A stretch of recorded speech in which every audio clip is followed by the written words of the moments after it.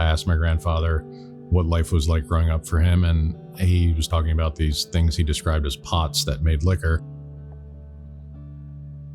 I had a lot of questions. He gave me a lot of answers, ended up sketching something out on a cocktail napkin. So I went home at 11 years old, built my first still in my parents' garage. I got caught because I almost burnt the house down. I ended up getting the garage door to open, and I took a push broom and I swept all of the fire outside. Right around then is when my mother heard the commotion, came out, and just found puddles of fire burning in the driveway, which led to a phone call to my father at work. The following morning, he took me to the store, got me an electric hot plate, told me to keep it outside, and it just kind of evolved from there.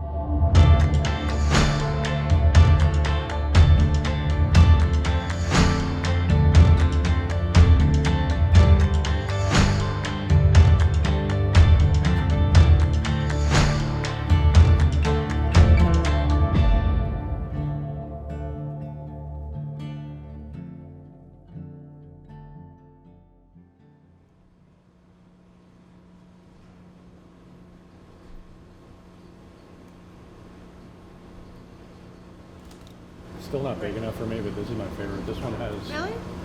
This is more rye coming through. You spend all this time and energy making this spirit, you stick it in a barrel, and you wait and see what it's going to give. And the barrel can give you anything from something that tastes okay to something that tastes amazing. If you take 10 barrels, fill them all with the same juice on the same day, you will have 10 different products. We make really good liquor, but determining when that happens, that's on Mother Nature. Nobody's figured out how to control that yet, and I don't think I'm going to be the guy to figure that out, nor do I think I really want to. It's part of the romantic side of it. Like, you sink your heart and soul into something, and then you wait for it to be ready, and you hope that you gave it enough and that it can blossom and bloom and become something beautiful.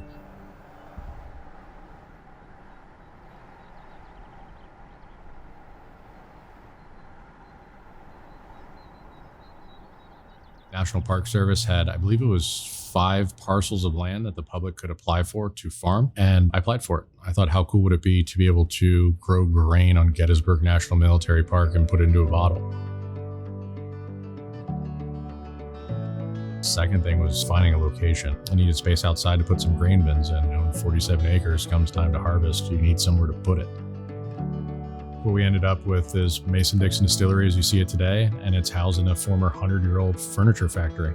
Found this place by driving around and just fell in love with it.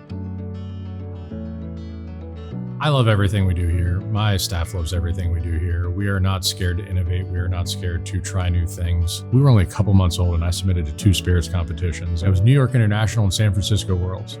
And we walked away with a handful of medals from each of them. I even got a gold medal for my vodka in New York.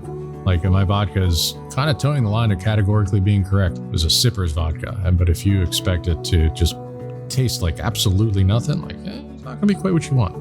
And that's what I take pride in. We do not follow what everybody else is doing. I just come up with an idea, or my bartenders come up with an idea, or my assistant distiller comes up with an idea, or my chef comes up with an idea. Somebody comes up with an idea, I'm like, yeah, let's try it. Let's see what happens. Man, does it feel good when it works. I wanted to open up a distillery because I had felt that I was left with really no other options. This was coming off of my car accident that had put me in bed for 2 years. What happened was a woman was coming the opposite direction. We collided, felt fine for a little bit, and that must have been the adrenaline, because as soon as the adrenaline wore off, my neck locked up like this, and I couldn't move it. I was told to go on disability and stay on disability at 20-something years old, that I'd never be able to work again. And when I was laying in bed thinking my life was over, I could have accomplished building something small, but you would never get to contribute. That was my biggest fear, laying in bed. I would be a burden. I wouldn't get to add anything to society. And I knew I couldn't continue to live that way. So I made one final push. I ended up finding a doctor, and he said, look, I think I know what's going on. There's 2 guys, your choice of who to go see. Dr. Kibler was the one who set me on my path. And had it not succeeded, I have no idea where I would be right now.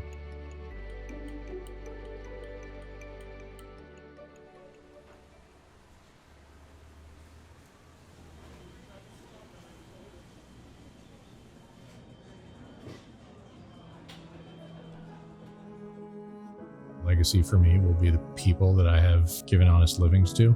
It will be the products we have worked together to create. It will be the customer experience we've worked together to create. It will be the knowledge that this place went on to live for decades and decades. And what I really hope to create is a multi-generational business on a very solid foundation that can outlive me by a good bit.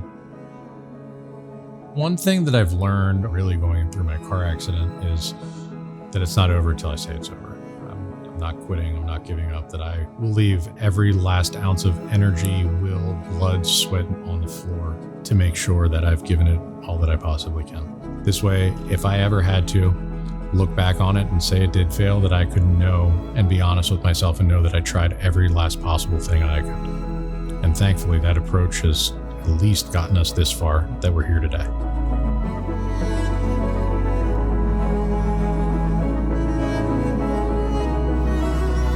Good caramel, light on the vanilla, and then you have a little bit of extra spice to it. The finish is nice and tapered and lingering in a way that makes you want to come back and have another sip.